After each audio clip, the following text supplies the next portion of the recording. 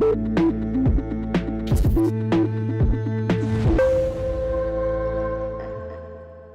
योग वेदांत समित ने आयोजित किया मातृ पितृ पूजन कार्यक्रम। भारतीय संस्कृति में मातृ पितृ पूजन का बड़ा महत्व है। हिंदू धर्म में माता पिता को ईश्वर समान माना जाता है। माता पिता ही बच्चे के पहले मित्र, शिक्षक और गुरु और पहली पाठशाला होते हैं। मातृ पितृ पूजन दिवस बच्चों को माता पिता की सेवा की भावना को प्रोत्साहित करता है। वायसोरो श्री योग वेदांत समित के सदस्य शेखर भाई ने बताया है कि हिंदू संस्कृति के अनुसार देखें तो गणेश जी ने सबसे पहले अपने माता पिता भगवान शिव और माँ पार्वती को प्रदक्षिणा कर मातृ पितृ पूजन की शुरुआत की थी, जिससे प्रसन्न होकर भगवान शिव ने उन्हें सभी देवताओं में प्रथम पूज्य बना दिया। वर्तमान समय में मातृ पितृ पूजन दिवस की शुरुआत श्री योग वेदांत समिति ने की थी। 2007 में सबसे पहले बार मातृ पितृ पूजन दिवस मनाया गया। मातृ पितृ पूजन दिवस का आरंभ देश के आने वाली पीढ़ियों को वैलेंटाइन डे के दुष्प्रभावों से दूर रखने के लिए किया गया। 14 फरवरी को वैलेंटाइन डे मनाया जाता है, लेकिन यह हमारी संस्कृति का हिस्सा नहीं है, अपितु यह पाश्चात्य देशों से भारत में आया है। भारत की संस्कृति वेद पुराणों की संस्कृति है, जहाँ माता पिता को ईश्वर समान माना जाता है। मातृ पितृ पूजन दिवस के अनुसार इस दिन प्रेमी प्रेमिका को नहीं, अपने माता पिता को उनके बलिदान के लिए प्यार जताना चाहिए। इससे माता पिता से संबंध प्रगाढ़ होते हैं। बालाघाट में श्री योग वेदांत समिति की ओर से स्थानीय सिंधु भवन में मातृ पितृ पूजन का आयोजन किया गया। इसमें बड़ी संख्या में बच्चों ने अपने माता पिता का पूजन कर उनका आशीर्वाद प्राप्त किया। इस मौके पर वरिष्ठ समाज सेवी एवं पूज्य सिंधी पंचायत अध्यक्ष रमेश रंगलानी ने इस कार्यक्रम के आयोजकों को बधाई देते हुए कहा कि आने वाले समय में कार्यक्रम को बृहद रूप से मनाया जाएगा। आज क्या कार्यक्रम था? आज श्री योग वेदांत सेवा समिति के तत्वाधान में परम पूजन से आसाराम बापू जी की प्रेरणा से विश्व भर में वैलेंटाइन डे के विरोध में मातृ पितृ पूजन दिवस मनाया जा रहा है, जिसमें आज बालाघाट में खूब ही भाव विभोर होकर के बच्चे अपने माता पिता की पूजा किए।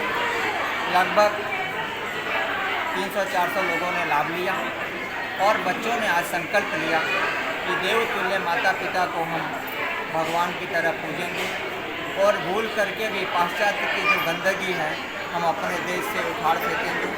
आने वाले दिनों में हम वीर शिवाजी की तरह बनेंगे, विवेकानंद की तरह ज्ञानी ध्यानी बनेंगे। और बच्चियों ने संकल्प लिया कि हम अपने जीवन में आदर्श के रूप में झांसी की रानी को लेंगे और भक्तिमती मीरा और मदालसा की तरह अपना जीवन को जिएंगे और अपने जीवन को सनातन धर्म की सेवा में सम्मिलित करेंगे। भूल करके भी ऐसी कोई भूल नहीं करेंगे जिससे हमारा सनातन धर्म लज्जित हो, शर्मिंदा हो, और सनातन धर्म को पूरे विश्व में फैलाएंगे और भारत को पुनः विश्व गुरु बनाएंगे। हम सबका लक्ष्य है भारत पूरे विश्व का मार्गदर्शन बने और पूरे विश्व में भारत अग्रसर हो। इन्हीं शब्दों की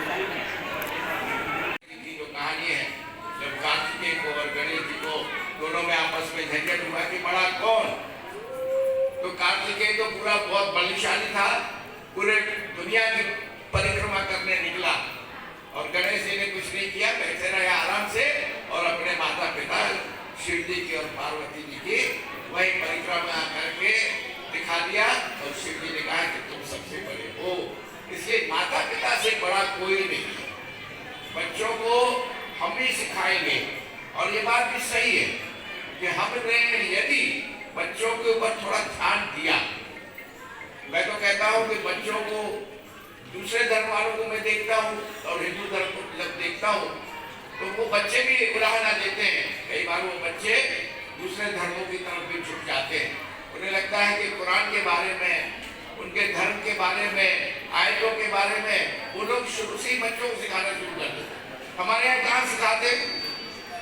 उनको तो पहले ही कॉन्वेंट में भेज देते हैं। अब कॉन्वेंट वाले तुम्हारी ये संस्कृति को बचा के रखेंगे क्या?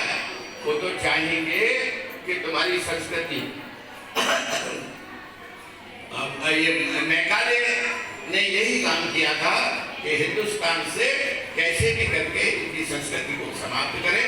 तो ये फिर जैसे 1000 साल से अभी हमारे शेखर भाई ने कहा 1000 सालों से हम परतंत्र थे, वो गुलामी आज भी चली आ रही है।